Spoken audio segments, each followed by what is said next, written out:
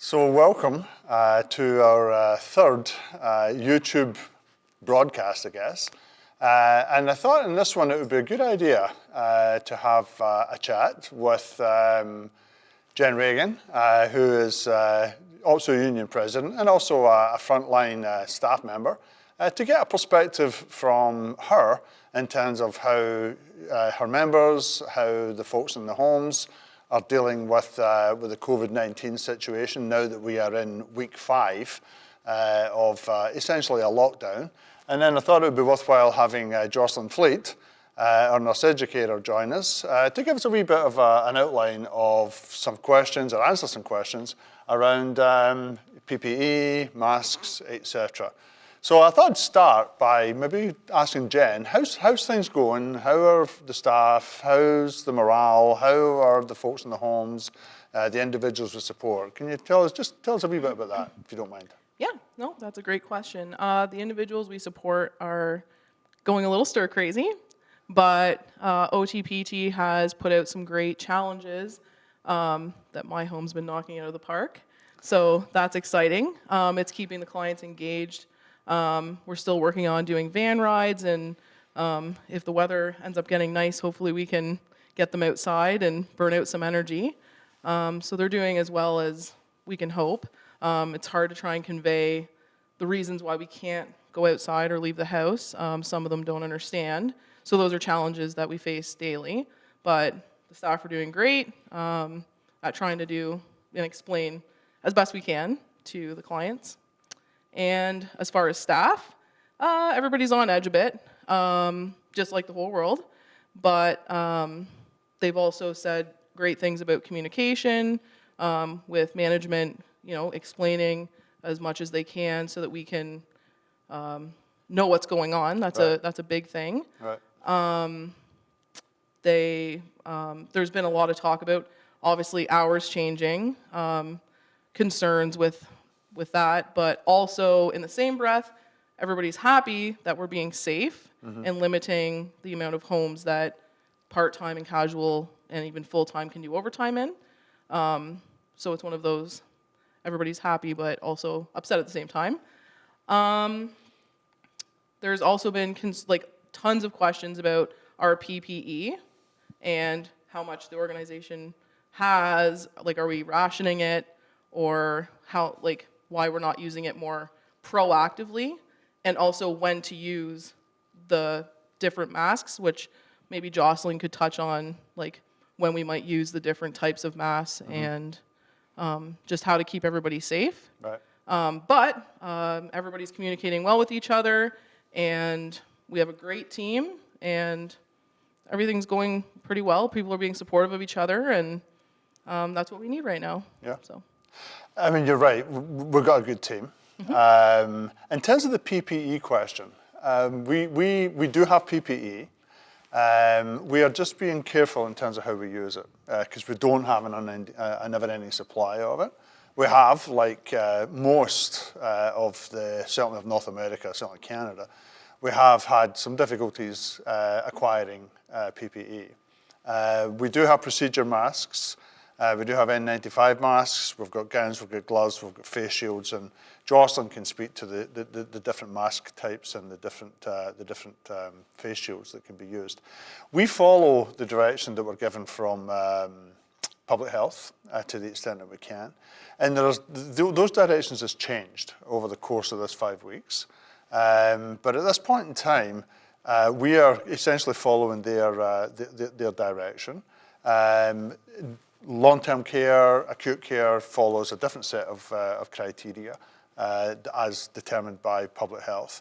And we're not obviously covered by the same legislation or the same directives as long-term care and as acute care.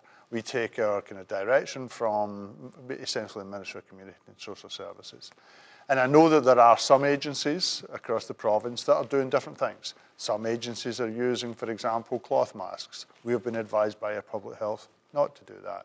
Some agencies, the staff are wearing masks all the time. Again, to this point in time, we've been advised that there is no need to do that. and for a couple of reasons. Number one, the sense that there's not a huge amount of COVID-19 in this area, thankfully. And number two, just to preserve the supplies that we've got in case we did get an outbreak.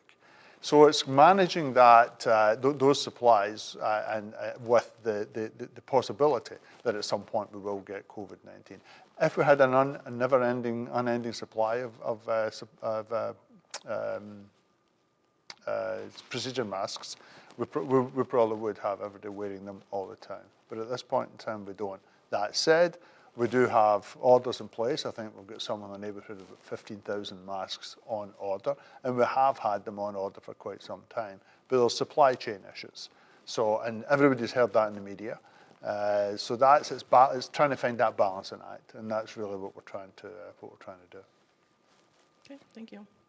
Does that answer the concern, or at least give you an idea I of think what it's we're just dealing more with? everybody's hearing different things from different places, Yep. and you know, we want to keep ourselves safe Yep. and our people we serve safe. And just when you hear that everybody except for us, it feels like everybody's wearing them, so we're wondering why we aren't, which is the concern. And there are different directives coming out, even from different public health agencies. And we look to the guys across the way there for our direction, but their instructions, their directions, their recommendations may differ from the recommendations and directions that other public health agencies are giving their folks. And that's part of the challenge in this, Jan, is that there is no single, if you like, dictate until it becomes a dictate. And thus far, in terms of our sector, we have not been given any dictate as it pertains to masking, PPE, et cetera, et cetera. Is that fair? Would you kind of agree with that, Jocelyn? No, I completely agree, and I can hear the challenges from staff, and I mean, in speaking with staff in terms of when to use a mask, when not, those kind of things, and just the different things that have come to media and have been highlighted for staff, and they want to follow suit and feel like they're protecting the people we serve as best as possible. And I mean, first of all, the fact that we haven't had any challenges is just phenomenal, and kudos to all the staff out there. They're doing a fantastic job, and I so appreciate everything that everyone's doing out there.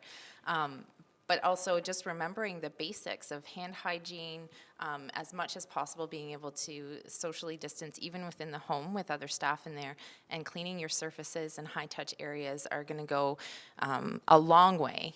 A mask can almost give that false sense of protection, and you forget to do some of the very basic things when you put on a mask. So it is important at this time, even though we aren't masking, to remember that all the things that you are doing a lot to protect the people that we're serving in our homes. Good. So you mentioned about the different mask types and when to use what. So maybe Jocelyn could give us an outline. Yeah, because I know that there's been things put out, which you guys have put out, different scenarios, et cetera. But I think it's overwhelming to read and it's different to see. A lot of people learn best by seeing and getting a little blurb on when you might use those, because it's kind of unclear, especially when you hear of everybody wearing them just because. It might help everybody. Sure. No, Clarification. That's fair, and you're right. I mean, I'll just pick up on your point about the amount of communication. There is a lot coming at us. There's a lot coming at you and the staff in the organisation. So clarification is always a good thing. So I'll hand it over to you, Madame. I think one of the best things to know is that if we do have a reason to put precautions in the home, is that you do have your CCNs that you get to talk directly with, as well as myself, where we're going to provide clear direction for every situation, and as best we can in terms of how to protect yourselves and the people we serve there. But just a basic overview for anyone that we are testing for suspect COVID, or we do get a positive COVID case, we would be putting contact and droplet precautions in. What that looks like is going to be a face shield with the visor attached, or it's going to be a mask, with safety goggles or glasses. So those are considered your droplet protective masks. You're also going to wear your gloves and a beautiful yellow gown to go along with that. and I think some of the confusion comes when we talk about the N95 masks, and that there's been a lot of N95 mask testing going around. And the reason that we would use the N95 mask is if we're doing something called an aerosolizing procedure. So if somebody is on nebulizers, or it uses a CPAP or BiPAP, or requires suctioning, what happens is that we are actually going to be causing their droplets to aerosolize, so become a lot smaller, and they're going to float around in the air a lot longer than what regular droplets would. And so we would want to protect you a little bit further by putting on the N95 mask. And that would be posted in your home. So I'm going to come alongside anyone that we are testing, and I'm going to give lots of posters and fancy things to read on the walls. So it would be specific to tell you if it's just contact and droplet, or if it would be necessary because of an aerosolizing procedure to use an N95 mask. So hopefully that would help. So can I just ask, I've had many people ask, because we do use nebulizers and things like that in the home, should staff be using those right now, or they need to wait, or you wait to get direction to use those? Or just as a precautionary, should they use those right now? Yeah, so these are questions that we have been asking, and I can assure you I talk to public health at least every day, if not 2 to 3 times a day, just to get clarification and making sure that we're doing everything that we can be doing and communicating everything to you guys that you guys should be doing. So as of right now, we are not doing any preventative masking with any of the procedures that we're doing in the homes right now.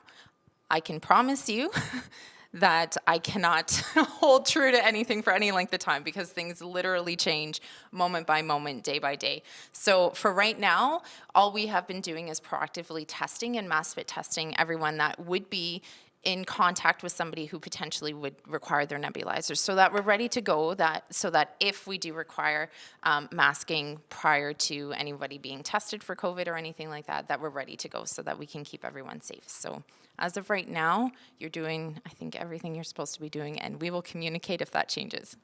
Okay, that's fair. That's been a question we've been asked a lot. Right. So thank you for clarifying. Good. Anything else, Jen?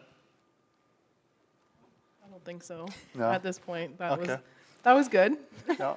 And I mean, again, I just want to kind of acknowledge the efforts of the staff in the homes in keeping themselves safe, and by extension then keeping the folks that we serve safe. And I just want to re-emphasize the need, as Jocelyn just did, for good hand hygiene, for social distancing, for physical distancing, for cough etiquette, and then cleaning and maintaining the home and keeping the hard surfaces clean.